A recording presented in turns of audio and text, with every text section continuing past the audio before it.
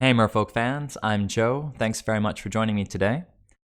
If you'd like to support my channel, please check the link above to my Patreon page. I'm here with a replay of a friendly league match where I'm testing this Hayashi Chalice of the Void Coralhelm Commander build of Merfolk. I've been having a lot of fun, but it's been quite a learning curve, I guess, because the deck is so different than what we're used to. So this is a picture-perfect opening hand.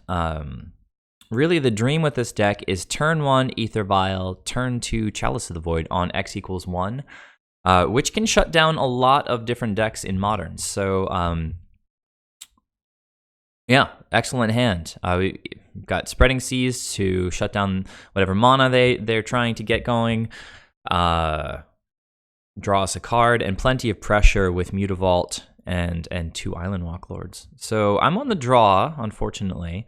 Opponent's on the play. They kept 7, and obviously I'm keeping my 7. So Scalding Tarn could mean anything. If it was Storm, they'd almost certainly crack it and play like a Sleight of Hand or Serum Visions.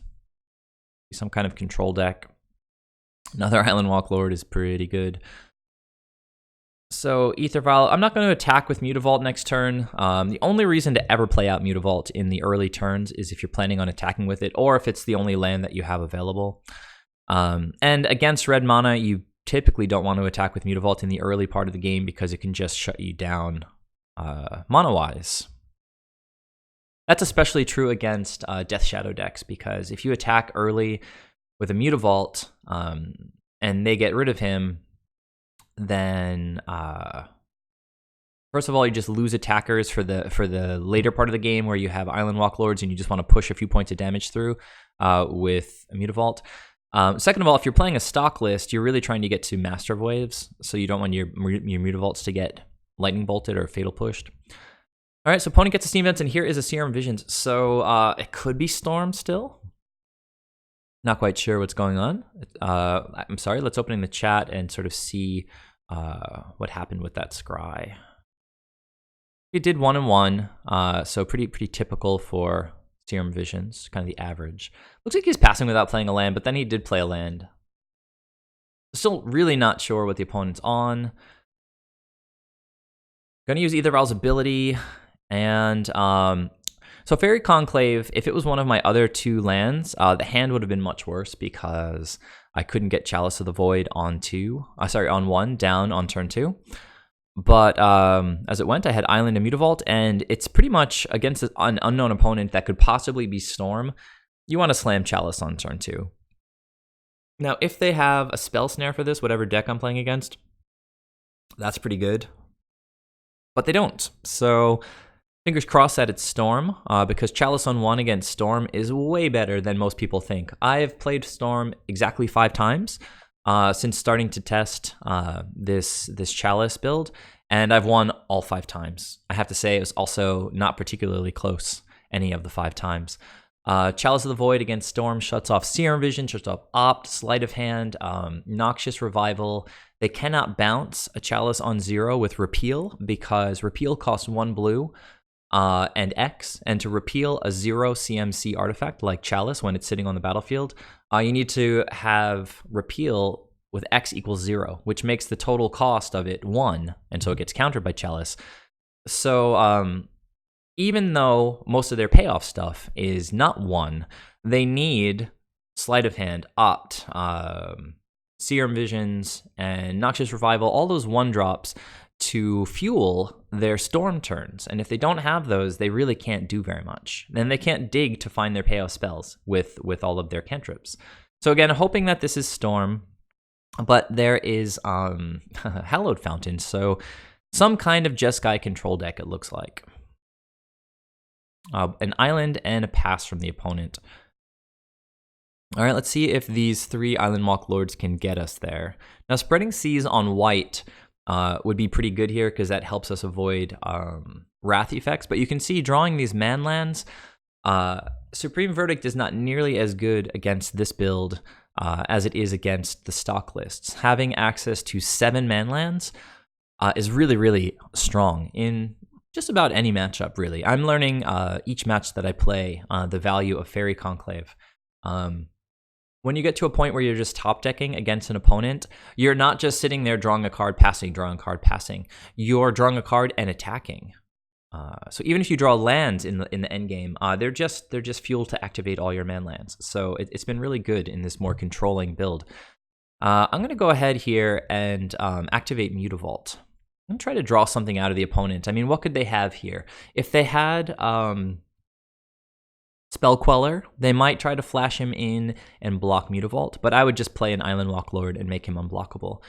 They could have Electrolyze, which would essentially get countered by Lord of Atlantis. They would draw a card, but it would let my Mutavault live. I sort of felt unthreatened in this spot.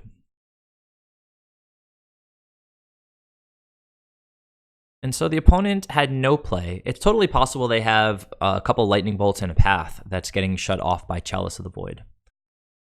So definitely don't vial in a Lord. You really want to keep your creatures in hand as much as possible against control decks. Let them run out of cards. It looks like the opponent doesn't have a 4th land drop. Now, this is a situation I've come up against often, where I have to choose whether to wait to bring in a Lord the following turn and avoid getting blown out by Electrolyze. Like if I vial in a Lord right now, the opponent has basically the green light to just go ahead and Electrolyze that Lord. In this particular situation though, it doesn't look like that's too threatening of an option because I've got 2 more Lords. And if they let me untap, which they just did, I'm totally playing around Electrolyze because I've got other Lords in reserve. Now, I wouldn't like to commit too many Lords to the table if I don't have to avoid, again, Anger of the Gods, Supreme Verdict, that kind of thing. So I'm drawing lands, which, as I was starting to say earlier, is actually pretty good. You learn the math pretty quickly with Mutavaults and Faerie Conclaves. You need 5 mana to attack with a Mutavault and a Faerie Conclave, and I'm currently at that point. Just need to play out these lands. I might want to activate Mutavault and swing again, in which case I probably want to play the island here to play a 2-drop. If I can force some action during combat, I can follow up with a Spreading Seas on their Hallowed Fountain.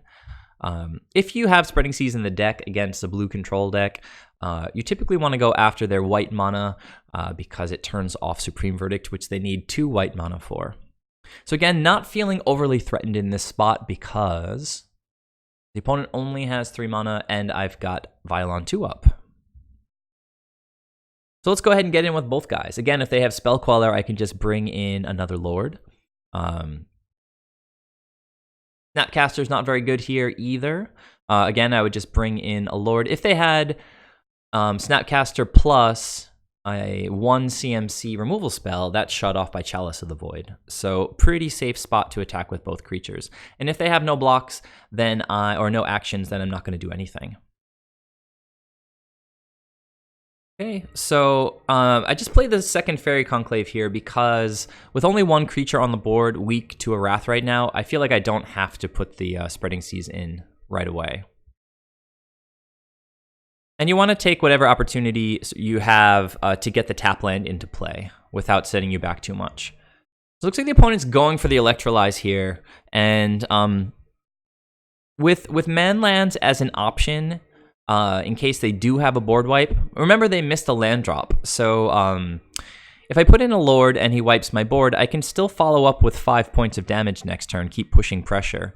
Actually, more than that, because I can then vial in another Lord. I can get in for 6 next turn if I wanted to. Or no, I guess 5 next turn. I'm a little distracted right now. There's a guy vacuuming. I hope you guys aren't hearing that. So just blew out this Electrolyze. And yeah, set to have overkill next turn. Let's see if the opponent has drawn a land. He has, but it's not a white land. He plays it tapped, which makes me feel like he can't possibly have enough to deal with what I'm bringing. Dismember. So it's time to just activate the man lands. We've got another Lord in reserve here. See what the opponent is working with, if in fact it is anything that he's working with. Okay, so they had nothing and go to -1. So a very easy game 1 against what appears to be Jeskai control. Opponent went for an Electrolyze. We had that countered with Lord buffs. And yeah, just couldn't get a lot going. I have to assume this deck runs like Jace, probably some Celestial Colonnades. Let's go ahead to game 2 and see how that went. Hey guys, back for game 2. Let's have a look at my opening hand for the second game when I will be on the draw. This is a mulligan, so no ifs, ands, or buts about it.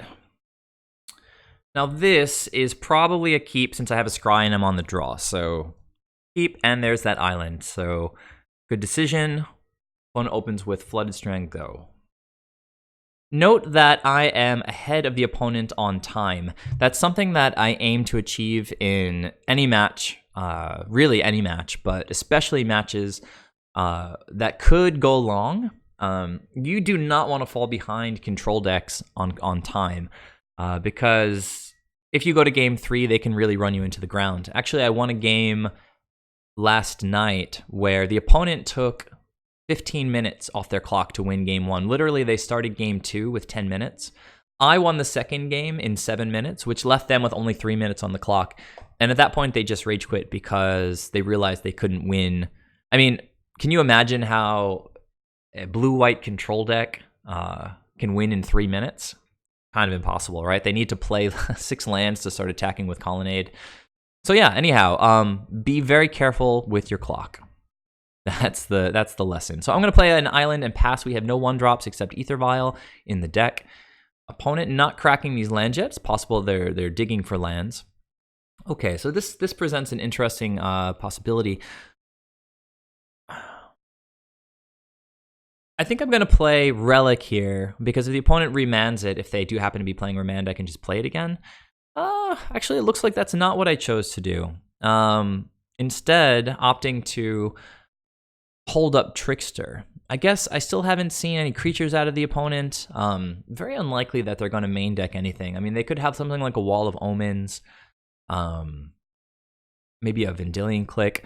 But in another situation, I might have played Relic. Really, this is very 50-50. Playing Relic and holding up mana is super solid, and we don't really need a clock, right away. So actually, what happened here is as the opponent started cracking their lands, I wanted to see, so if they get a tap land, now, cracking the Scalding Tarn gives me a window of opportunity to cast Merfolk Trickster through counter magic. But I'm willing to trade a counter spell for just like a 2/2 body, if they have it, and make them tap out on their turn to do so. So they've got all their colors now, and there's their third land.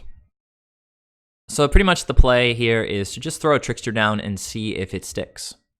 So it does. Drew another Trickster. I'm going to go straight to combat, see what the opponent can do. Now, if they do have a Spell Queller, then again, I can just flash in Trickster, tap that guy, and still push damage. So you don't typically want to attack with a 2/2 into Spell Queller mana if you don't have a way to deal with the Spell Queller, or a way to sort of get Island Walk at instant speed with the AEther Vial. Looks like the opponent has no blocks, though, so they're set to take 2.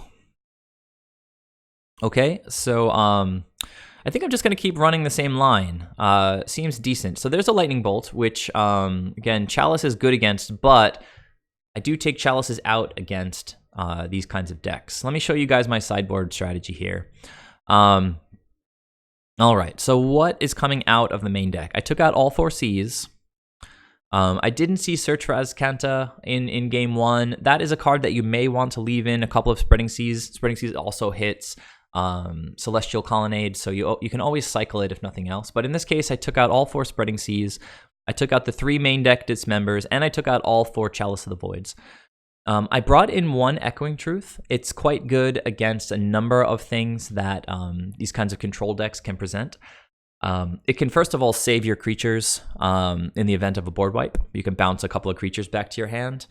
It can bounce Spreading Seas if they put them on your lands to suddenly make man lands active.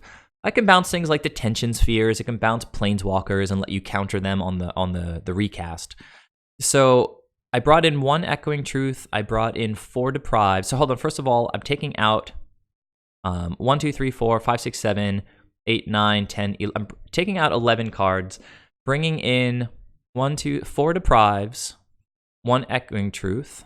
I brought in 2 Tidebinder Mages as bodies. That brings us up to 7. And then what's remaining? I brought in all 4 relics, I guess. So once again, that was 4 Deprives, 4 relics, 1 Echoing Truth, and it looks like I brought in 2 Tidebinder Mages. So a little bit confused on the math, but I'm not gonna go through it again. Just that's the gist of it. So I have some counter magic, some graveyard hate, an extra Echoing Truth. All right, so he's bolting my Trickster, which is fine. I don't have Chalice this game. We can trade 1 for 1. I'm on 6 cards right now, with 1 of them replacing itself, and the opponent's down to 5 cards. Well, up to 6 on their draw step. So they play a tap Steam Vents, pass back to me. I'm going to, of course, go for the end step Trickster again. So Mutavault, let's see, pretty good. We love our man lands, but I think first we go to, well, let's see, what am I doing here? Go to this first, just in case the opponent wants to go for Snap Bolt, right? So that's a good main phase 1 thing to go for here.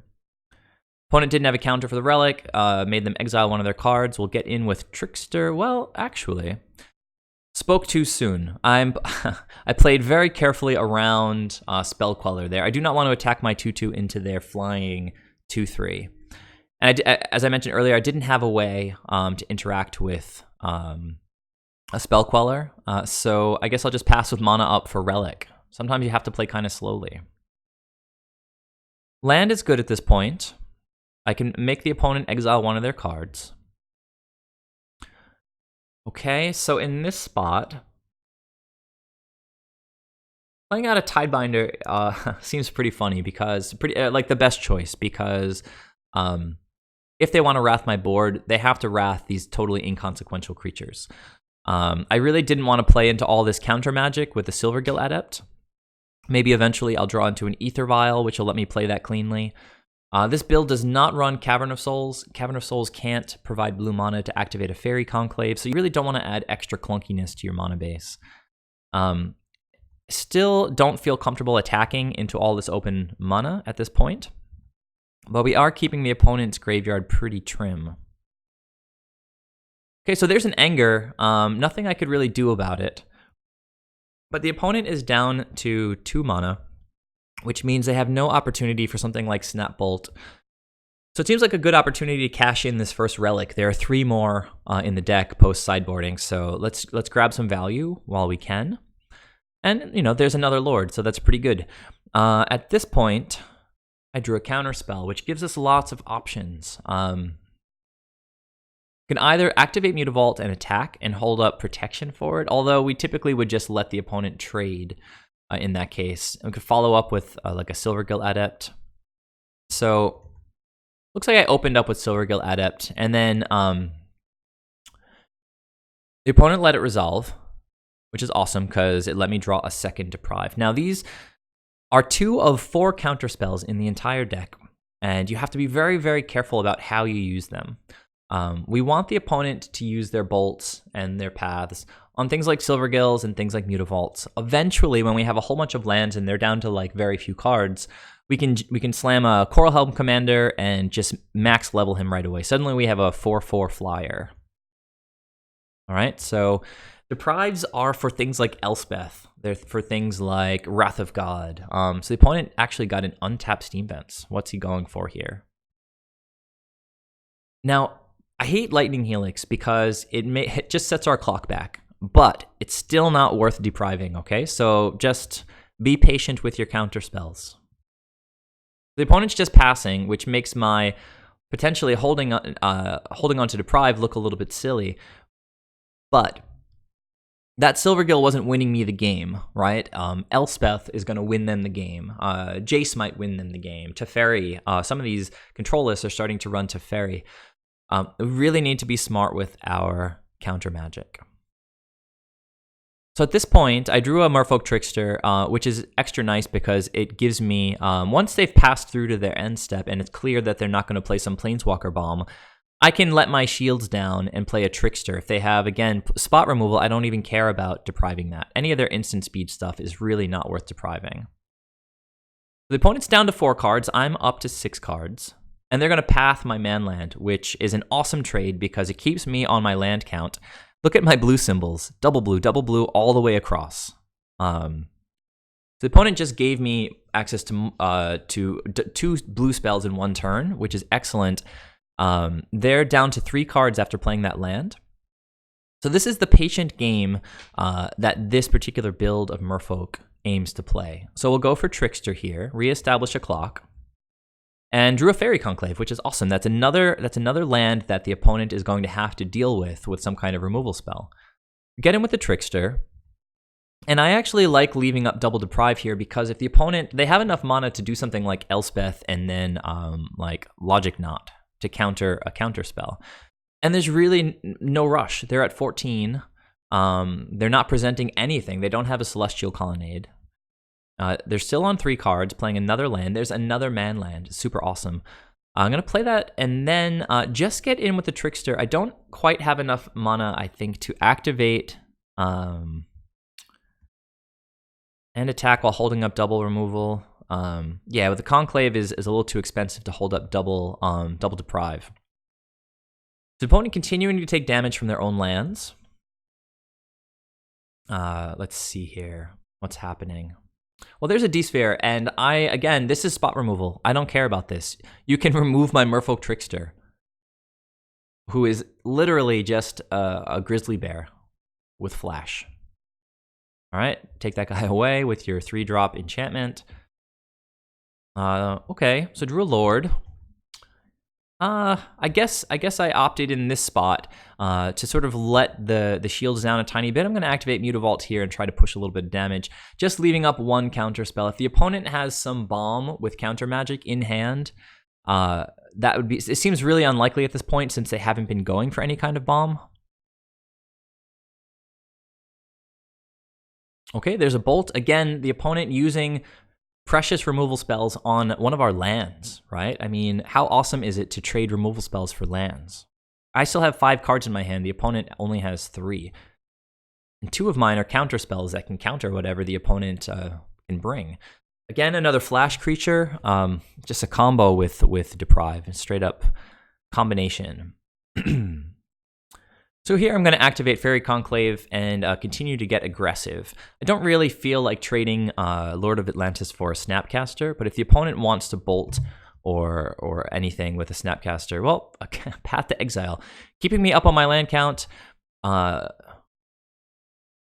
They continue to use their removal spells on my lands, and we'll just keep holding up Deprive. Opponent's on very few cards.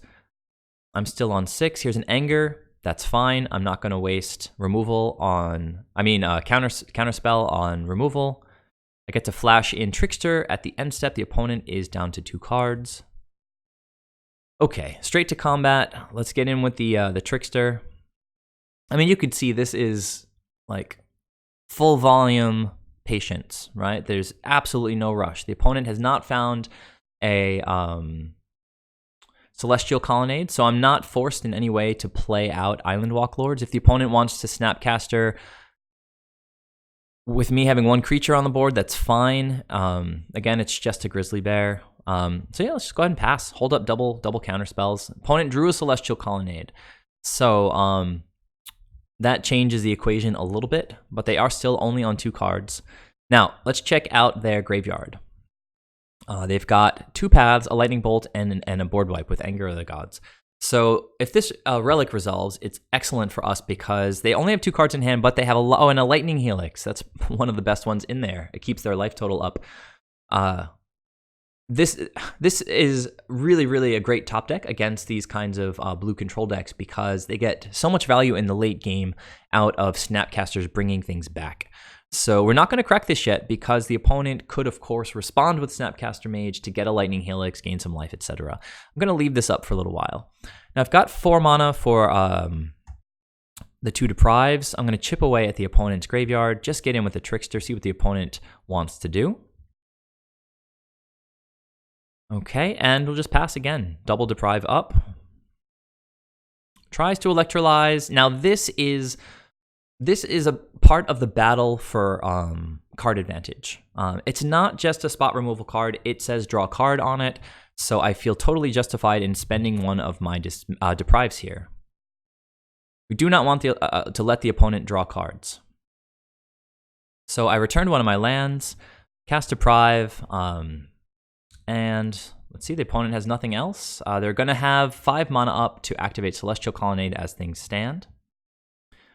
So, well, drew another land. That's not really that great, but still pretty good.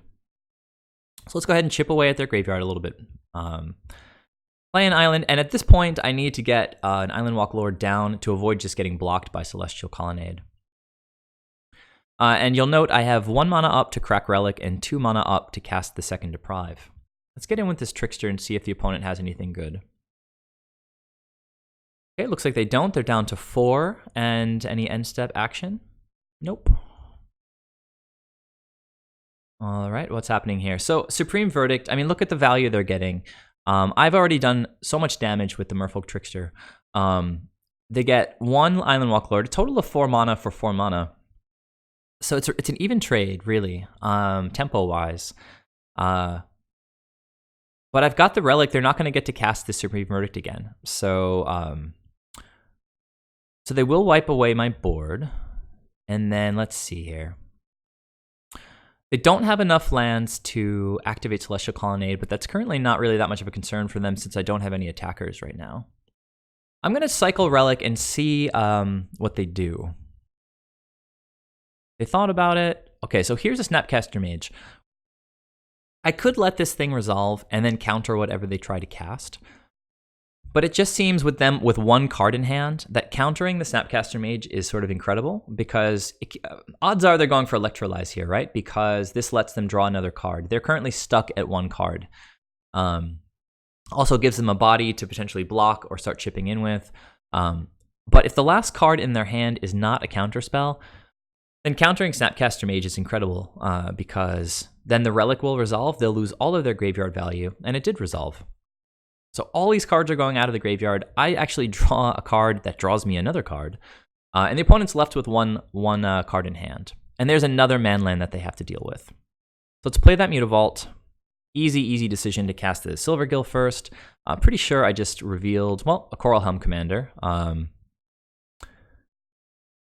Not sure if that was correct or not, but that's what I did. Drew an Island Walk Lord, and at this point, it's sort of time to apply pressure. I guess I revealed the Coralhelm because that was the plan. I have nothing else to leave mana up for, so I'm going to start leveling this guy up. So you can see now in this sort of situation how Coralhelm Commander is a really potent threat in these sort of late game situations. Opponent draws and passes. When I buff up this Coralhelm Commander, he becomes the same size as a Celestial Colonnade. So we're not just attacking into a situation where our creatures can get eaten, or attacking into sort of a situation where we would actually trade with a Celestial Colonnade. I drew into another manland, and in sort of a stock list, this would be a terrible top deck as an island, but a manland is basically the same as drawing another creature. So it really shows the value of these manlands. So I'm going to choose to level up the Coralhelm Commander here, not commit any other cards to the board beyond, I guess, an Island Walk Lord to make sure that we can get past the Celestial Colonnade. Now, it's possible that the opponent has, let's see, removal for the Lord, and then they activate and eat the Coralhelm with Celestial Colonnade. But I've got another manland to play, another Island Walk Lord, another Coralhelm Commander, and it seems very unlikely that the opponent has the resources to keep up with me here. Okay, Settle the Wreckage is good in the spot, but it's not terrible for me because I get to thin my deck of lands, and that just increases the chances of drawing gas moving forward. So I get 2 islands out. And yeah, that's enough for me for the time being. Those lands make it super easy to level up this Coralhelm Commander. So he's going to be a 4/4 flying threat. And the opponent is virtually just top decking at this point. And that Deprive, pretty much the best top deck in this spot. The opponent's at 4 life after all of my consistent pressure. I'm still sitting at 20. We've got 2-man lands and a spell to counter anything that seems to prevent me from winning the game. Let's go ahead and get more Island Walk. Activate the Mutavault and try to get in for lethal here. Mutavault by itself is a lethal threat.